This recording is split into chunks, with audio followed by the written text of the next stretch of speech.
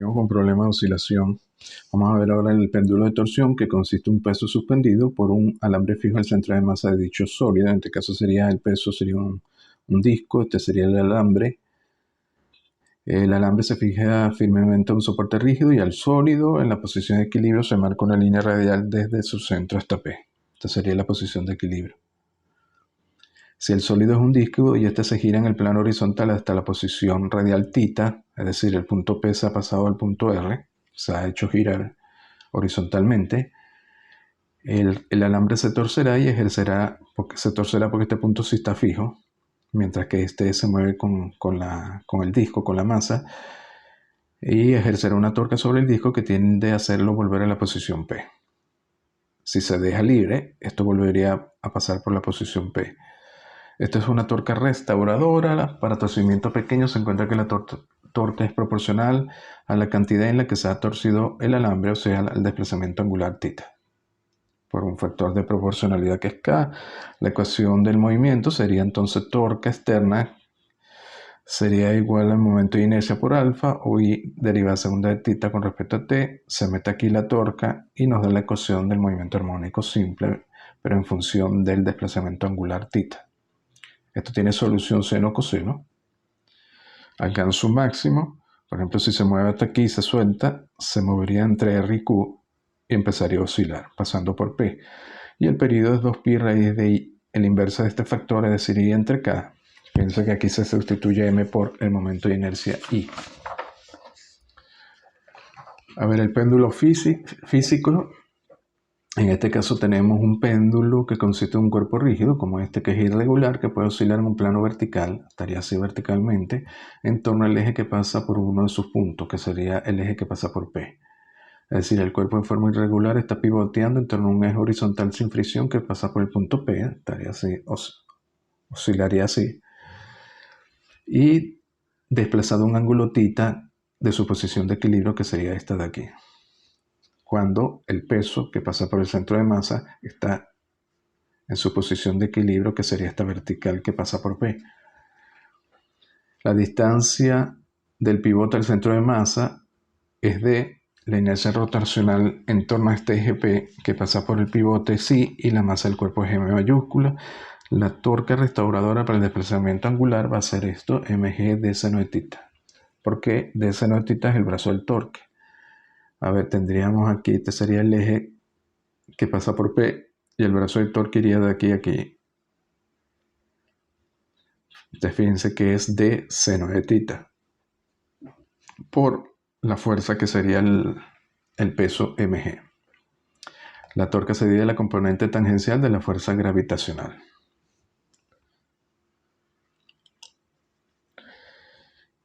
Para θ pequeños,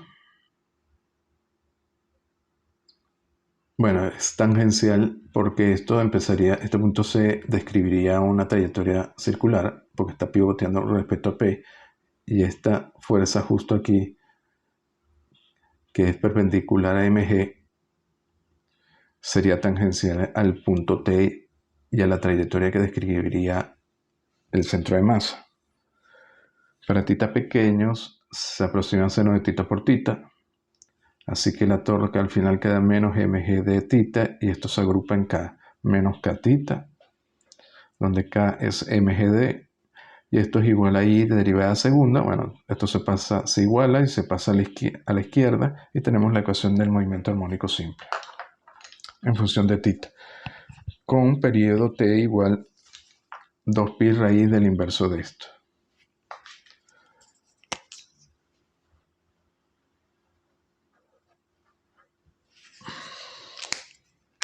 Vamos a ver un problema. Tenemos un disco, este disco que está pivoteando en su orilla, es decir, con respecto a este punto P. Entonces el disco se movería así. Determina el periodo de oscilación para pequeñas oscilaciones y la longitud del péndulo simple equivalente. A ver, tenemos el disco, esta distancia. Fíjense que la distancia del punto P al centro de masa, que es el centro de disco, es D, pero también coincide con el radio del disco. Este después vamos a ver que es el centro de oscilación.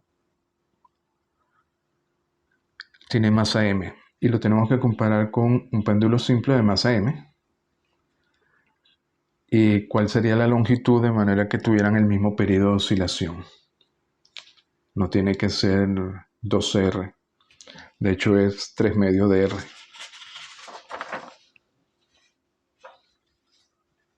Primero, para la longitud equivalente, L entre el péndulo físico y el péndulo simple, simplemente igualábamos los dos periodos. El del péndulo simple es 2 pi raíz de L entre G, el del péndulo físico es 2 pi raíz de I entre MGD. Y de aquí simplemente despejan L y queda I entre MD. Y sería la inercia en torno al pivote P del disco, ¿no? Sería la inercia respecto al centro de masa, o el centro del disco, que es un medio de mr cuadrado, más la masa por la distancia al punto P,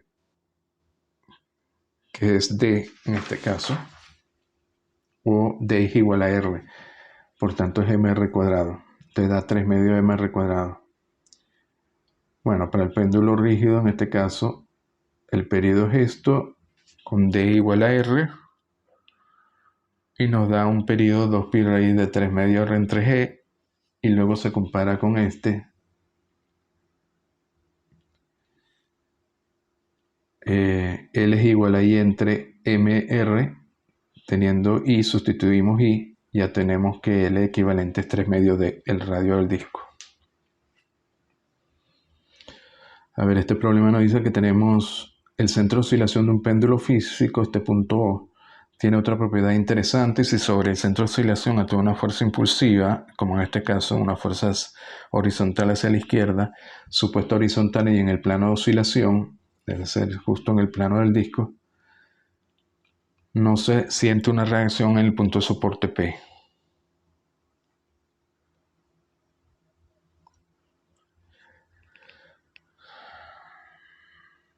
Demostrar que en el caso por una fuerza impulsiva F que actúa hacia la izquierda en el punto O, suponga que este es el caso para una fuerza impulsiva F que actúa hacia la izquierda en el punto O.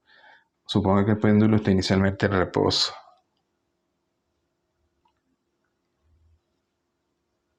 Sugerencia, se trata de un caso de rotación y traslación combinada.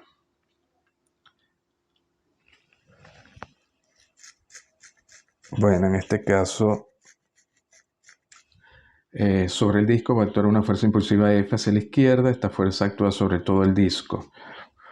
Por tanto, la aceleración del centro de masa, que actúa sobre el centro de masa que C, va a ser F entre M, fuerza entre masa, y hacia la izquierda. Básicamente, solo por el efecto de traslación. Si esto no estuviera oscilando alrededor de C o alrededor de P, el disco se desplazaría hacia la izquierda, con una aceleración F entre M. Eso incluye el punto P. Esa sería la parte de traslación.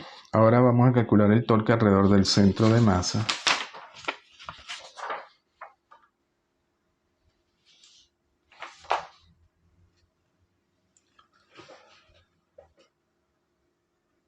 El torque va a ser entonces la fuerza, el torque que ejercería esta fuerza F con respecto al punto C, al centro de masa, sería F por el brazo de la torca, de la fuerza en este caso, que sería esta distancia que hay de aquí a aquí, que lo hemos llamado R medio.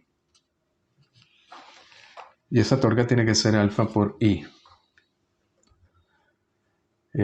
Y sabemos que es el momento de inercia alrededor del punto C para un disco, que sabemos que es un medio de mr cuadrado. Y de aquí calculamos alfa y nos da F entre mr. Esa sería la aceleración angular. Ahora, ¿qué tendería a rotar el disco en sentido horario de las agujas del reloj? Porque la fuerza va hacia la izquierda, entonces haría que el disco rotara en el sentido horario con respecto a C. Aquí estamos trabajando con respecto a C porque esta aceleración hacia la izquierda estaría actuando, al ser F entre M, estaría actuando, bueno, sobre el centro de masa. Bueno, actuaría sobre todos los puntos se moverían hacia la izquierda, pero en este caso también sobre el centro de masa. Entonces estamos trabajando sobre el centro de masa, por eso calculamos la torque alrededor del punto C. Bueno, eso produciría esta aceleración angular que hace que rote el disco en sentido horario. de las agujas del reloj. La componente tangencial de alfa en P sabemos que es la componente de la aceleración lineal en este punto P. Si es un disco que está girando respecto a C, este punto P tendería a girar hacia la derecha, en sentido horario, y la componente tangencial es simplemente la aceleración lineal de este punto en ese momento, que va a ser la aceleración angular por el radio, que es R. Aceleración angular por el radio. Es decir, F entre mr por R nos queda F entre m. Entonces la aceleración tangencial es F entre m. Eso es lo que experimentaría este punto P en la periferia del disco. Ese sería el efecto de la rotación. Entonces tenemos que la aceleración tangencial actúa linealmente en P hacia la derecha en sentido opuesto a esta aceleración que va hacia la izquierda. Entonces el efecto de traslación haría que fuera hacia la izquierda y el de rotación que fuera hacia la derecha, y ambos tienen el mismo magnitud F entre m y la misma dirección. Por tanto, la fuerza que experimentaría en P, producido por la fuerza en O, sería cero porque tienen direcciones contrarias. Es decir, en P no habrá reacción a la aplicación de la fuerza en F, y eso quiere decir que este punto de oscilación se va a llamar el punto de percusión, porque eso es una propiedad precisamente del punto de percusión. Si aplican una fuerza en el punto de percusión, el centro en este caso el centro de oscilación, por ejemplo el punto P, va a actuar, no sentiría ninguna reacción. Perdón, el punto de soporte, que sería aquí. Este sería el punto de oscilación, el punto de soporte. No sentiría ninguna reacción. Básicamente no se enteraría de que fue golpeado el disco en este punto, ¿no? Digamos que si el disco está vertical y se tiene una pequeña espiga en el punto A y se golpea esa espiga, el punto P no se enteraría de que fue golpeado, porque no sentiría ninguna fuerza. Entonces el punto de oscilación se llamaría punto de percusión. En este caso se debe cumplir de que para este disco se cumple siempre y cuando el punto de oscilación esté a una distancia R medio del centro de masa. Eso varía según la configuración de la masa. A ver, aquí tenemos otro problema, que una barra larga y uniforme de longitud L, sería esta barra de longitud L, y masa M puede girar libremente en un plano horizontal alrededor de un eje vertical que pasa por su centro. O sea, aquí tendría un eje vertical.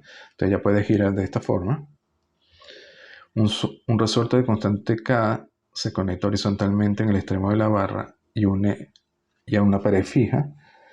¿Cuál es el periodo de oscilación pequeña que resulta cuando se empuja la varilla ligeramente hacia un lado y después se le suelta? Por ejemplo, la varilla, si se le desplaza ligeramente por efecto del muelle, ella va a tender a oscilar alrededor de este punto.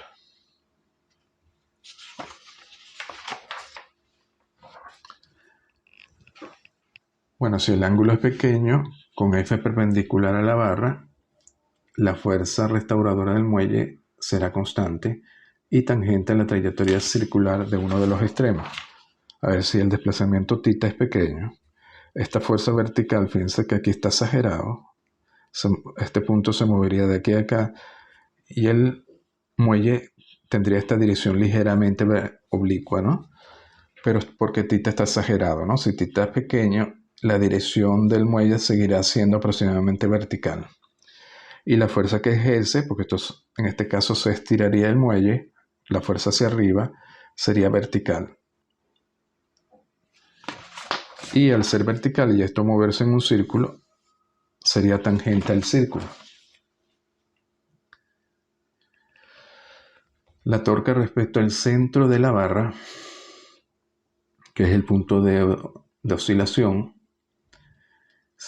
la torca es I por alfa, pero también es la fuerza F que se aplicaría en el punto este de la barra. Se estaría aplicando una fuerza hacia arriba de magnitud menos K por Y, donde Y es el desplazamiento de la barra cuando se movió un ángulo θ pequeño. Es decir, el brazo, como la fuerza que actúa es aproximadamente vertical, el brazo de la torca podemos decir que se mantiene siempre igual a L medio. Entonces tenemos que torca es menos calle L medio. Calle sería la fuerza restauradora que ejerce el muelle, y Y es el desplazamiento del muelle cuando se mueve la barra de aquí a este punto, ¿no? Que es aproximadamente vertical. Realmente no lo es, ¿no?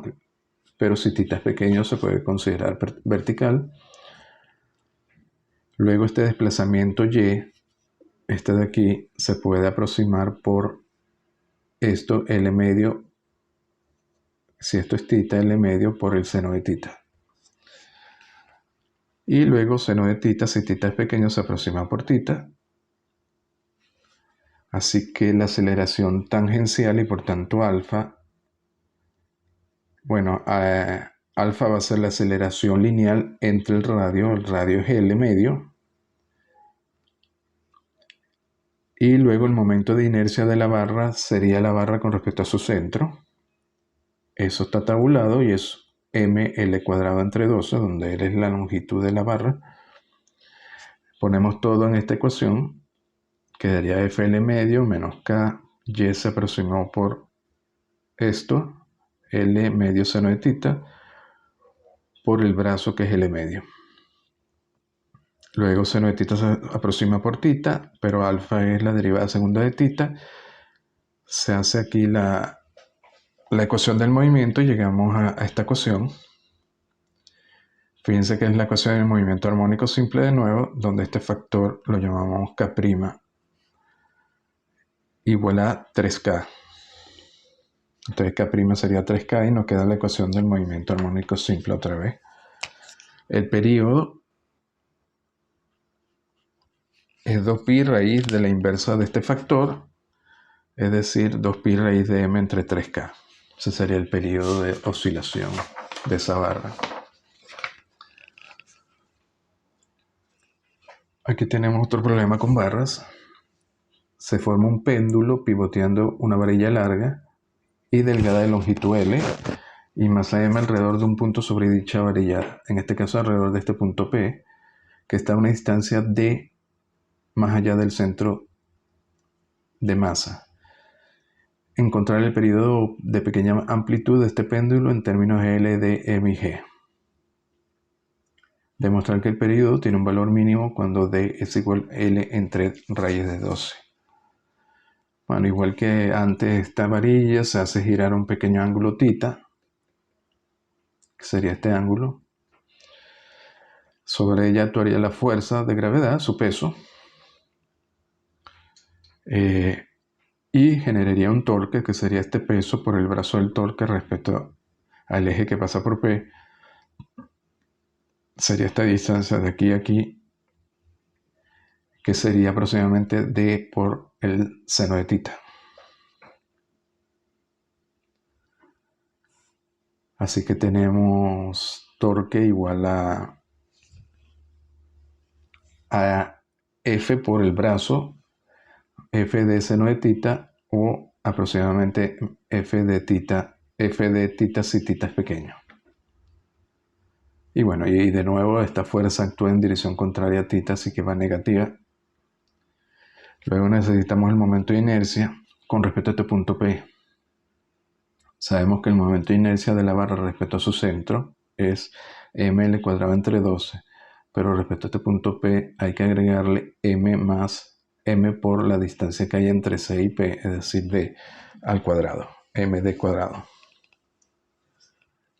Alfa de nuevo es la derivada segunda de θ, se coloca todo aquí en 3.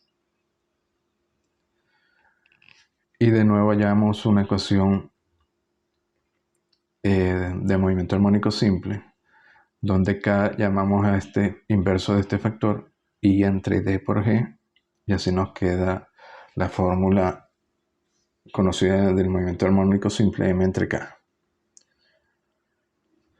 donde K es el momento de inercia entre D y G. Podemos sustituir aquí en K, podemos hallar M entre K, porque conocemos K, porque conocemos I, Y al final nos queda este factor. Por tanto, el periodo va a ser 2pi raíz del inverso de esto.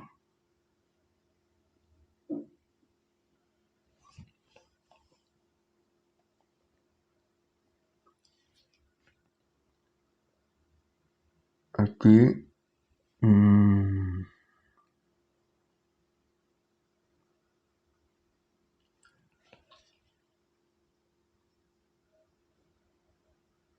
2pi por la raíz de m entre k. Y m entre k lo hemos obtenido aquí. Entonces al final el periodo queda en función de d, g y la longitud L.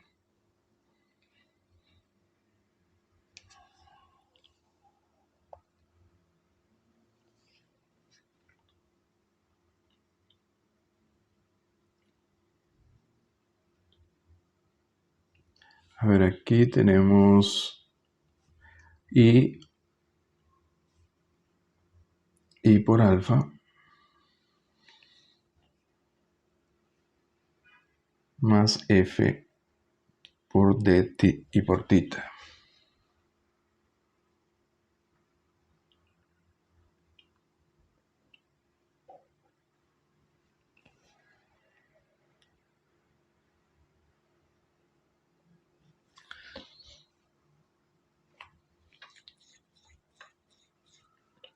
Luego, para hallar la segunda parte nos dice demostrar que el periodo tiene un valor mínimo cuando D es igual a L entre raíz de 12. Bueno, aquí tenemos T que depende de G y L, pero G y L son fijos, así que solo tenemos como variable D para hallar el periodo de oscilación mínima. Entonces solo queda derivar T con respecto a D, que es una derivada de esta raíz cuadrada, y igualar a 0. Si lo hacen, al final obtienen que D es L entre raíz de 12.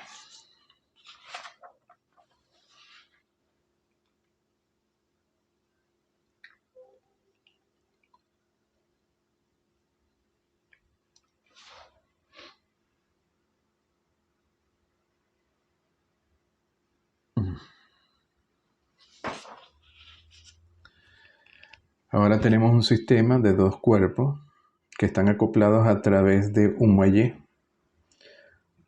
En este caso nos dice demostrar que la energía cinética de este oscilador, es decir, si esto se sale de su posición de equilibrios, el muelle por ejemplo se estira o se acorta, esa es la energía cinética que es determinada por un medio de μ v cuadrado, donde μ es la masa reducida, v es la velocidad relativa, es decir, v1 menos v2. Podría ser útil notar que el ímpetu se conserva conforme el sistema oscila. A ver, si esto por ejemplo se estira, fíjense que hay que definir cómo medimos X, ¿no? Y tenemos que tener una X para cada una de la masa, un X1 y un X2. Podríamos medir X respecto a su posición de equilibrio inicial. Por ejemplo, esto estaba aquí, se desplazó hasta aquí, y esto estaba aquí y se desplazó hacia acá. Pero en este caso es más fácil si medimos X respecto a un punto O, un punto 0, que mide la distancia X1 y X2, en este caso a su extremo final.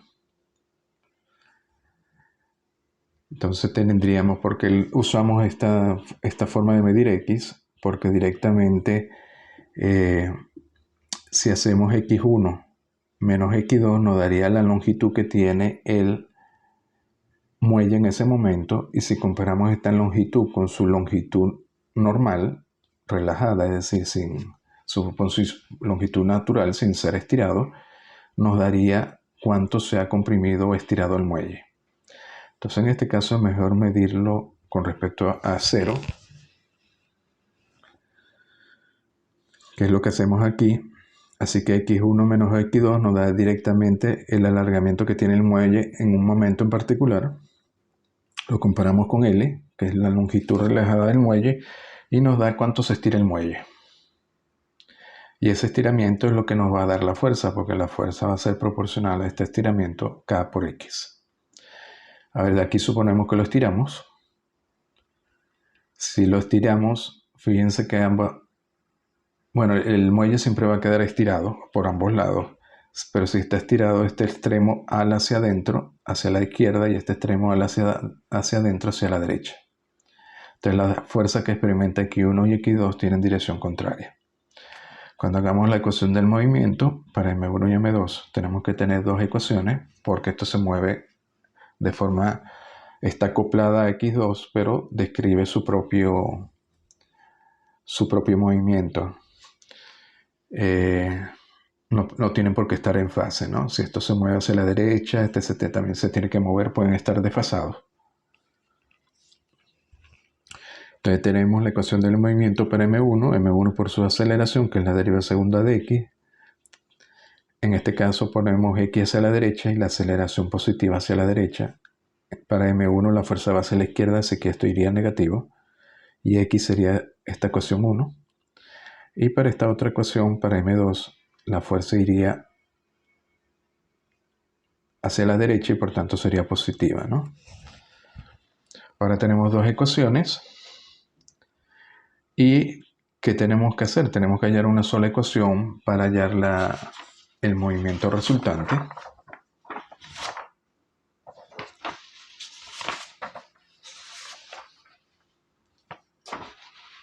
Al final vamos a querer expresar, como aquí está expresado en función de X1 y X2 a través de X, vamos a quererlo expresar todo en función de X, ¿no? Entonces tenemos que manipular estas dos ecuaciones.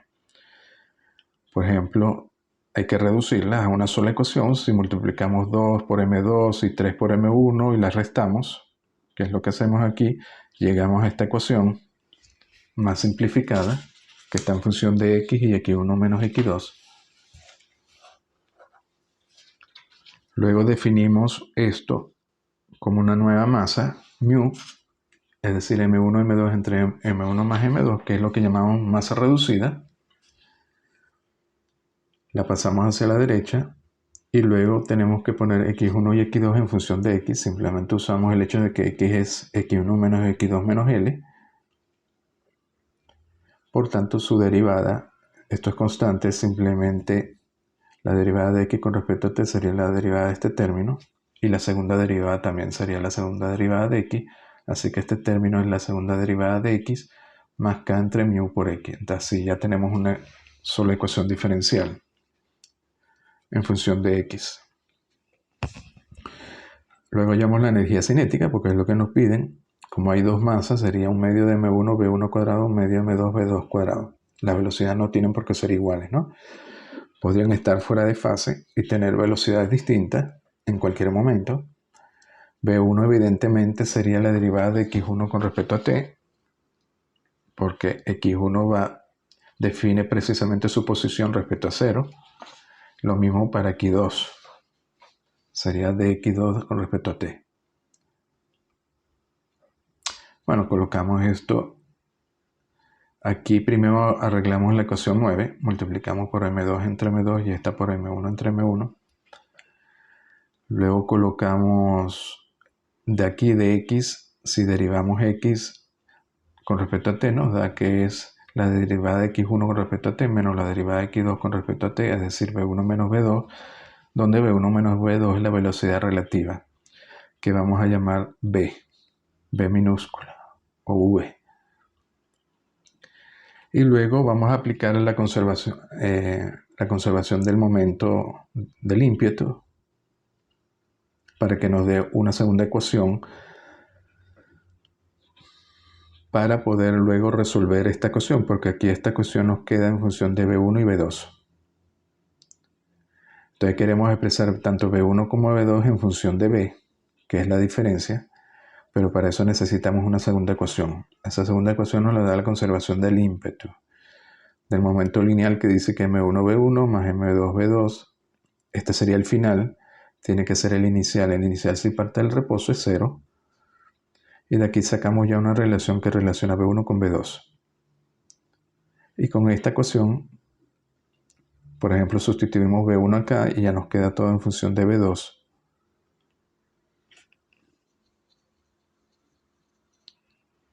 Y luego, como nos queda en función de V2, vamos a relacionar B, que es la diferencia de la velocidad, es V1 menos V2 con V2. Para eso despejamos V2, nos queda V1 menos V, pero V1 usamos esta ecuación y así ya podemos relacionar V2 con V. Y al relacionar, sustituimos ahora acá V2 por esta nueva ecuación y nos queda acá en función de V minúscula.